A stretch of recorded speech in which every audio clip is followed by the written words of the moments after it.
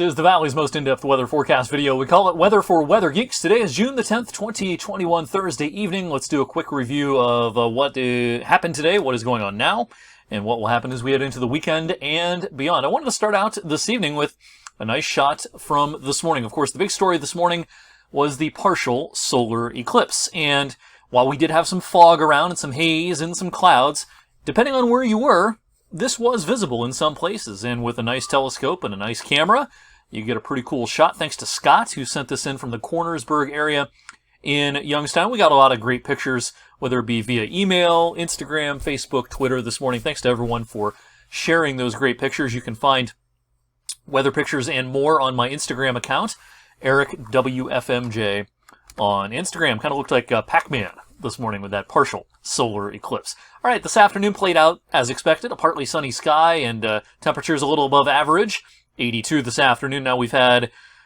7 consecutive days with highs in the 80s after a relatively cool start to the month of June. Now, as of the climate report at about 5:15 this evening, there was no measurable rain at the Youngstown Warren Airport at that point.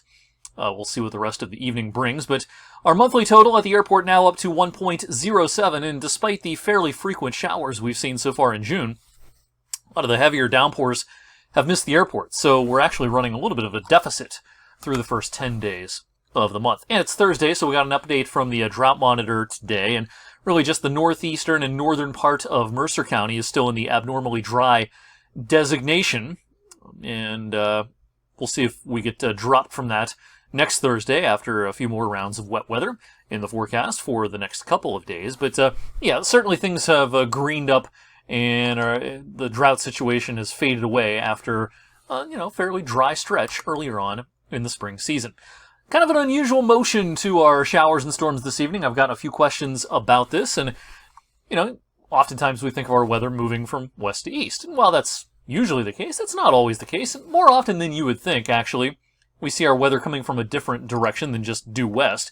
We have a couple of very weak areas of low pressure in the mid and upper levels of the atmosphere this evening, and they're mostly south of our area. And chances are that here in the northern hemisphere, the motion around low pressure is counterclockwise. So since we're north of those low pressure centers, our mean wind in the mid-levels and the lower levels is kind of out of the east-southeast. So things that happened in Pittsburgh this afternoon have been kind of backing through the panhandle of West Virginia into eastern Ohio, more from an east to west direction than the usual west to east. I'm recording this at 7:04, and we've kind of missed out on a lot of the heavy rain this evening. We had some downpours and even a flood advisory earlier for the greater Pittsburgh area. That cluster weakened as it entered Ohio, and then it started to perk up again once it got west of our TV viewing area, closer to I-77, and as a result, the NWS in Cleveland did hoist a flood advisory for parts of Summit County, from Akron on south towards the Stark County line. Some relatively slow movers with occasional lightning and thunder, and of course some downpours out there. The big story across the middle of the country is the heat. It's well up into the 90s this evening, even pushing 100 in Minneapolis here at 6:05 local time. That is hot stuff. On the fringes of this hot air, that's where the severe weather threat is this evening. Now, we did have some relatively shallow fog last night and this morning, and especially in areas that had some rain this afternoon and this evening. With enough clearing of the sky tonight, some fog may crop up again later tonight. But this is not exactly fog season because the nights are so short, the sun comes up so early, usually fog burns off pretty fast. It's not like late September and October, which tends to be a much foggier time of the year. All right, tomorrow's going to play out in a similar fashion, although I suspect the number of showers and storms will be a little bit less than the last couple of days. This upper level low is going to start jogging more to our south and east, taking the better chances of wet weather a little bit south with it. We're going to allow for pop-up shower or storm midday and afternoon Friday, but your chances of seeing wet weather in your backyard a little bit smaller than the last couple of days. Our in-house model here, I think, is a little overdone on Saturday. Most of our modeling is dry on Saturday. The modeling trying to spin up a couple of showers in the afternoon.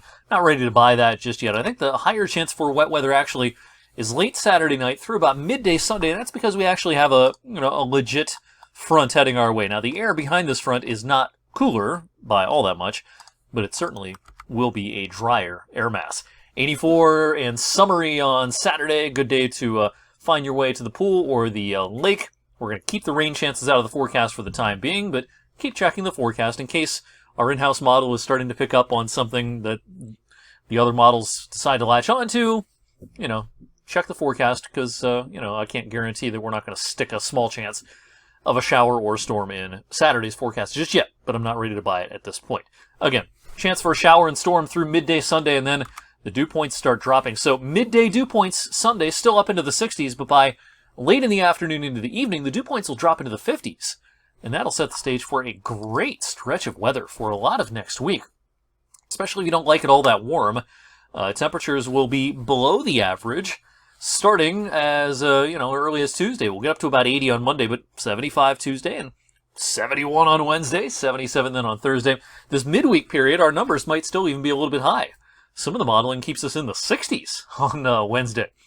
So no matter how you slice it, it's going to be a cooler than average stretch and a far cry from the warm, muggy, Florida-like air mass that we have been in for this week. This will also come with some cool nights. We'll spend at least a night, maybe even 2 nights, with low temperatures in the upper 40s next week, so great sleeping weather is ahead.